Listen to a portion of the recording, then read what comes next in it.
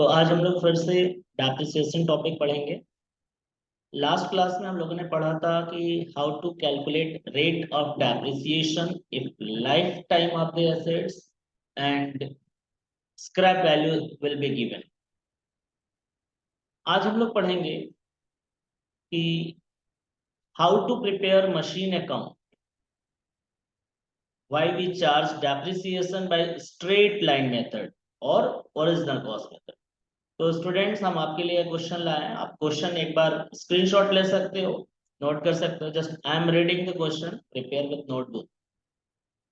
X Limited purchased a machinery of rupees 1,95,000 on October 1st, 2019 and rupees 2,000 paid for its carriage and rupees 3,000 for its installation। Right, clear है कि machine आपने 1,95,000 का purchase किया और उस पे 2,000 रुपया तुरंत तुमने खर्च किया उसकी कैरेज यानी ट्रांसपोर्टेशन कॉस्ट पे, और 3,000 उसको इंस्टॉल कराने के लिए आपने पेमेंट किया। यानी मशीन की कुल कॉस्ट आपके लिए हो गई एक्विजिशन कॉस्ट 1,95,000 प्लस 2,000 प्लस 3,000 यानी 2 लाख रुपीज। राइट, तो 2 लाख रुपए हमारा हो गया मशीन की ओरिजिनल प्राइस और एक्विजिशन प्राइस। बाकी कह रहा है क्वेश्चन में depreciation is to be charged at 10% per annum by straight line method। तो आपको पता है कि स्ट्रेट लाइन मेथड का मतलब होता है ओरिजिनल कॉस्ट मेथड, या हम इसको फिक्स्ड इंस्टॉलमेंट मेथड भी कहते हैं। ठीक है, सो हम लोग डेप्रिसिएशन 10% के रेट से लगाएंगे ओरिजिनल कॉस्ट पे। आगे कह रहा है on 1 July 2022 the machinery was sold at rupees 1,35,000। आपने 2022 में 1 जुलाई को ये मशीन आपने जो खरीदा था 1 अक्टूबर को, उसको बेच दिया, सेल कर दिया 1,35,000 रुपीज। आगे कह रहा है prepare machine account assuming that books are closed on 31 March every year. तो इसमें मेंशन नहीं किया है कि कितने साल तक बनाना है। तो आप जब तक तब तक मशीन अकाउंट बनाओगे जब तक कि मशीन आपके पास से सेल ना हो जाए या खत्म ना हो जाए। तो इस क्वेश्चन में इंफॉर्मेशन दिया है कि मशीन को सेल कर दिया गया, तो इसका मतलब जिस दिन सेल हुआ उसके बाद से मशीन बचेगा नहीं, तो अकाउंट आगे हम बनाएंगे नहीं। तो हम तब तक अकाउंट बनाएंगे जब तक कि मशीन को सेल ना कर दिया गया, या तो क्वेश्चन में मेंशन होगा कितने साल तक बनाना है। तो चलते हैं हम लोग प्रिपेयर करते हैं मशीन अकाउंट। सो आप क्वेश्चन का स्क्रीनशॉट ले सकते हो। ओके,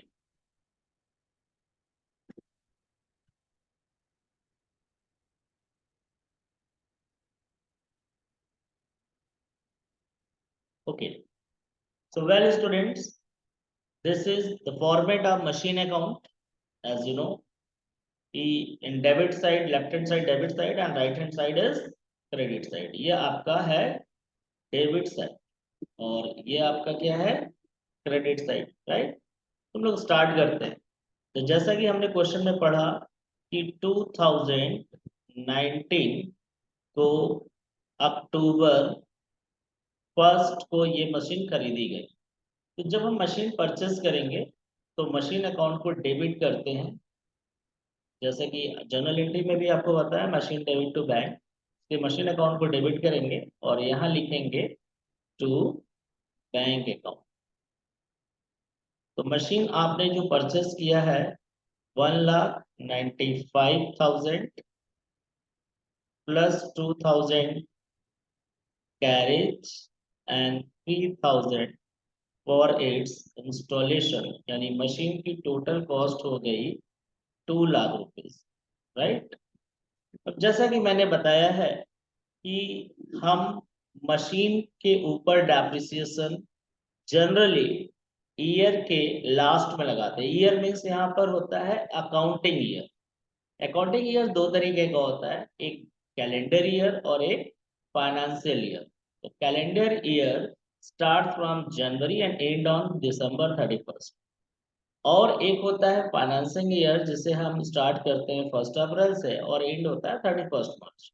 जैसा कि इस क्वेश्चन में हम लोगों ने पढ़ा कि आप देखेंगे यहाँ पे लिखा है कि book closed on, assuming that book close on 31 March every year, यानी यहाँ पर हम लोगों ने फाइनेंसिंग ईयर लिया है। ठीक है। तो जब भी हम कभी एसेट खरीदेंगे तो उसे 1 साल तक यूज करेंगे या उस ईयर में यूज करेंगे, और उसके बाद जब हमारा ईयर का अकाउंटिंग ईयर का लास्ट डेट आएगा उस डेट को हम डेप्रिसिएशन लगाएंगे। तो डेप्रिसिएशन दो कंडीशन में लगाते हैं, जब ईयर का लास्ट आ जाए यानी अकाउंटिंग ईयर के लास्ट में, या तो उस मशीन को सेल किया जा रहा हो। तो दोनों में से जो भी डेट अब पहले होगा उसके अकॉर्डिंग करेंगे। तो पहले तो हम लोग 1 साल जो बीत रहा है तो हमारा 2020 में आएगा 31 मार्च। आप देख लो, अक्टूबर के बाद मार्च कब आएगा? अक्टूबर 19 में आपने परचेस किया तो मार्च 31 2020 में आएगा। तो अब इसके हम लोग क्या करेंगे, डेप्रिसिएशन लगाएंगे। जैसा कि आपको पता है कि डेप्रिसिएशन से हमारा एसेट कम होता है तो एसेट के क्रेडिट साइड में लिखेंगे। ठीक है। सो कैसे आएगा डेप्रिसिएशन का अमाउंट, तो आपको मैं एक जगह करके दिखा देता हूँ ऊपर। आप देखिए वर्किंग नोट यहाँ पर कैसे कैलकुलेट किया जा रहा है। ठीक है। तो मशीन की वैल्यू कितनी है आपके पास? 2 लाख। और मशीन पे डेप्रिसिएशन करने का जो रेट है वो है 10% क्वेश्चन में गिवन है। अब हमें ये देखना है कि मशीन को हमने कितने मंथ यूज किया, क्योंकि मशीन तो उतना ही घिसावट होगी जितना हम यूज करेंगे। तो मेरी फर्स्ट ईयर 2019 में हम लोगों ने अक्टूबर में खरीदा, है ना। तो अक्टूबर में जब खरीदा, आप देखो यहाँ पर लेफ्ट हैंड साइड में लिख रहा हूँ, अक्टूबर 1 से लेकर के मार्च 31। तो कितने महीने हो रहे हैं आप काउंट करेंगे। तो अक्टूबर 1 है तो पूरा अक्टूबर लेंगे, फिर नवंबर, दिसंबर, जनवरी, फरवरी एंड मार्च, 6 मंथ। तो हम लोग यहाँ 6 महीने यूज किए, तो इसलिए हम लोग 6 मंथ का डेप्रिसिएशन चार्ज करेंगे। तो आप कैलकुलेट करेंगे तो 1 ईयर का तो 20 आएगा, 6 मंथ का आ जाएगा 10,000। ठीक है। तो यहाँ पर हम लोग डेप्रिसिएशन लगाएंगे 10,000, क्योंकि 6 महीने यूज किया। अब हमें देखना है कि ईयर के लास्ट में मशीन पर डेप्रिसिएशन चार्ज करने के बाद कितने रुपए का हमारे पास बैलेंस बचा, क्योंकि हर साल हमें अकाउंट क्लोज करना होता है। तो 2 लाख रुपए देख रहे हैं कि डेबिट में है, तो इसी डेट को पहले पैरेलल लाइन खींचते हैं, जैसा कि लेजर में हमने आपको पढ़ाया है। तो जो ज्यादा होता है वो दोनों साइड लिखते हैं, यानी 2 लाख 2 लाख लिख दिया। अब 10,000 रुपए को घटा देंगे जो डेप्रिसिएशन लगा। तो इसका मतलब हमारे पास जो मशीन का बैलेंस 31 मार्च को बचा डेप्रिसिएशन घटाने के बाद, वो है 1,90,000, 1,90,000। ठीक है। तो अब हम इसको अगले साल के बिगिनिंग में ट्रांसफर करेंगे। तो बिगिनिंग क्या आएगा, अगर क्लोजिंग 31 मार्च है तो बिगिनिंग अप्रैल होगा। और अप्रैल कब आएगा, अगर 2020 31 मार्च है तो 2020 ही अप्रैल होगा, क्योंकि अगले दिन ईयर नहीं चेंज होता अगर से मार्च में क्लोजिंग है। तो अप्रैल 1 सेम बैलेंस को हम लोग क्या करेंगे, ट्रांसफर करेंगे। तो टू बैलेंस ब्रॉट डाउन, तो यहाँ पर लिखेंगे हम लोग 1,90,000। ठीक है। तो अब इसका ईयर का क्लोजिंग क्या होगा, अगेन 31 मार्च होगा। तो 31 मार्च कब आएगा, 2021 में आएगा, अप्रैल के बाद। ठीक है। 31 मार्च, क्योंकि अप्रैल 1 बिगनिंग है तो मार्च अप्रैल के बाद तो आता नहीं उस साल, अगले साल आएगा 31 मार्च।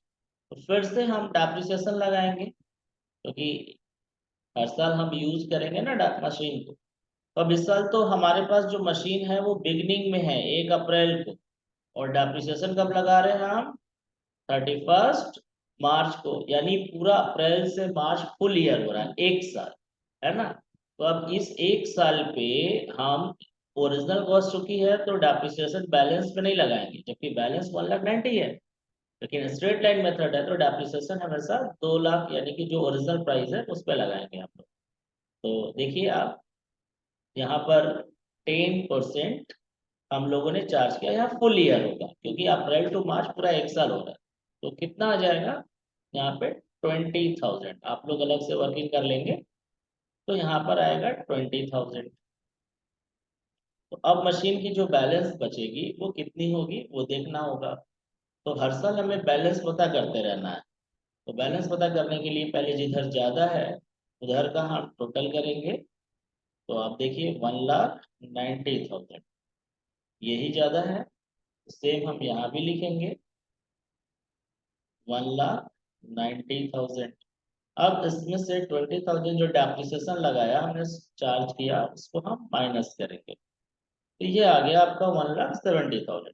तो 2 ईयर कंप्लीट हो गया स्टूडेंट। अब हमें तीसरे साल ले जाना है, तो जो बैलेंस ईडी है 1,70,000 उसको फिर अगले साल अप्रैल 1 2021 में ही ट्रांसफर करेंगे। तो आते हैं हम लोग, तो यहाँ पर 2021 अप्रैल 1, तो यहाँ लिखेंगे टू बैलेंस ब्रॉट डाउन।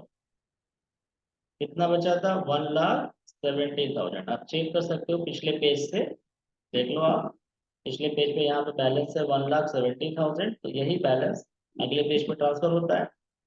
अब 2021 का ईयर जो क्लोज होगा वो होगा 2022 31 मार्च। ठीक है, तो again we will charge depreciation, तो विल बी राइटिंग हियर। तो डेप्रिसिएशन बेटा आपको पता है कि वही original cost is 2 lakh rupees, तो 2 lakh into 10% for the full year, क्योंकि अप्रैल में बिगनिंग है तो क्लोजिंग 31 मार्च, तो फुल ईयर होगा। फिर अब हमें एज इट इज बैलेंस निकालना है। क्वेश्चन में बहुत आसान है, एक जैसा ही कॉपी पेस्ट करना है। ये बैलेंस लिख दिया, total is more than credit, तो 70। अब माइनस करेंगे तो हमारे पास जो मशीन की बैलेंस आएगी थर्ड ईयर के लास्ट में वो आ रही है 1,50,000। तो यहाँ लिखना है हमको बाई बैलेंस सीटी। तो बेटा ये 3 ईयर कंप्लीट हो गया। अब क्वेश्चन में फिर जैसा कि हम लोग रेगुलर बेसिस पे करते आ रहे हैं, 31 मार्च का नेक्स्ट डे क्या होता है, अप्रैल। ठीक है, तो यहाँ पे लिखेंगे 2022। ठीक है, और अप्रैल 1। First of all we write opening balance brought down. अब इसका क्लोज कब होगा, 2023 होगा, लेकिन when you will read the question, it is saying that the machine was sold on 1st July 2022. You can check in question here. कह रहा है कि on 1st July 2022 the machine was sold at ₹135। तो 1st जुलाई को ही cell कर दिया, यानी closing date आने से पहले। तो जिस डेट को सेल किया वो डेट लिखेंगे पहले 2022 एंड July 1। यहाँ लिखेंगे बाय बैंक जितने रुपए में हमने सेल किया, तो कितने में सेल किया 1,35,000 में, जैसा कि क्वेश्चन में बताया गया। अब जैसा पता है कि सेल तो किया 1 जुलाई को, तो सेल से पहले हमने मशीन को यूज किया है या नहीं इस ईयर में, ऑफकोर्स किया है, क्योंकि बिगनिंग हमारा अप्रैल है और सेलिंग डेट हमारा जुलाई है।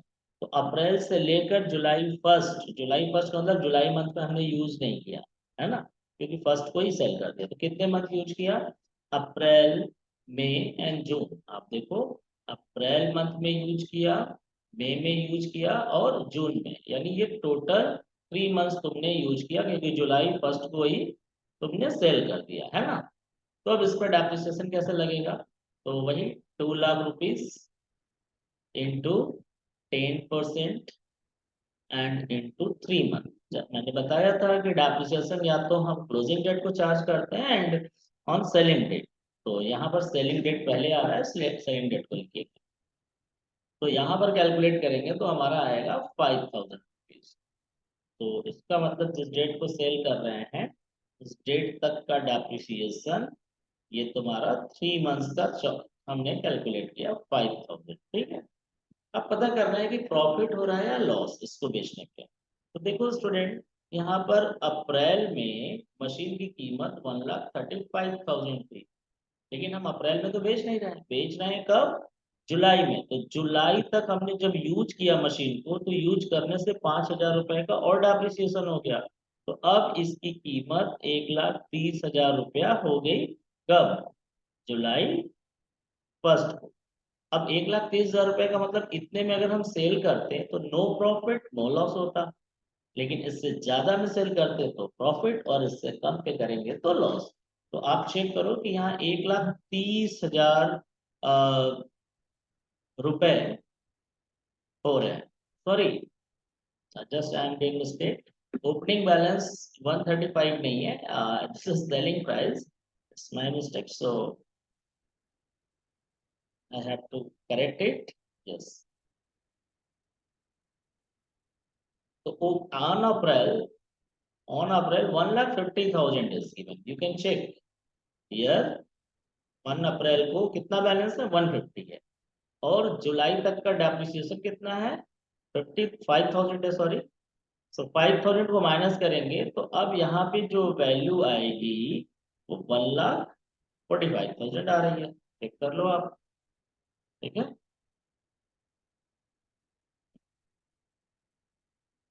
1,45,000, राइट। यानी कि अप्रैल 1 को 150 थी, लेकिन जिस डेट सेल कर रहे हैं उस डेट को 1,45,000 है। इसका मतलब 145 पे अगर हम सेल करेंगे तो नो प्रॉफिट नो लॉस होगा, से ज्यादा पर सेल करेंगे तो प्रॉफिट, और कम पर करेंगे तो लॉस। तो आप चेक करो कितने में सेल कर रहे हो। 145 आपकी बुक वैल्यू जुलाई को होगी, but you are selling it for ₹1,35,000 given in the question ना। यानी आप जो सेल कर रहे हो वो 10,000 लेस पे सेल कर रहे हो, तो यहाँ पे लॉस आ रहा है 10,000 रुपीज का। यानी कि 1,45,000 बैलेंस हो रहा है, 150 माइनस 5,000, तो आपको सेल करना चाहिए 1,45,000 पे, लेकिन आपने सेल कितने पर किया? 135। There is a loss. तो लॉस को हम लोग लिखेंगे by statement of profit and loss account. तो इसका कितने रुपए का लॉस हुआ यहाँ? 10,000। अब हम लोग टोटल करेंगे और पता करेंगे कि मशीन अकाउंट अभी आगे बनाना है या नहीं। तो आगे तभी बनेगा जब मशीन अकाउंट का बैलेंस बताएगा। तो बेटा आप लोग देखो, यहाँ पे डेबिट में 1,50,000, और यहाँ भी ऐड करोगे तो 1,50,000 ही आएगा, क्योंकि मशीन अकाउंट क्लोज हो गया, उसको सेल कर दिया। तो अब आगे हम लोग नहीं बनाएंगे। सो आई होप आप लोगों को ये समझ में आया होगा। नहीं समझ में आया तो आप इसे बार बार देखिए, शेयर कीजिए, लाइक कीजिए। If you have not subscribe, so subscribe it so that you can get such kind of video. Okay students, thank you, have a nice day.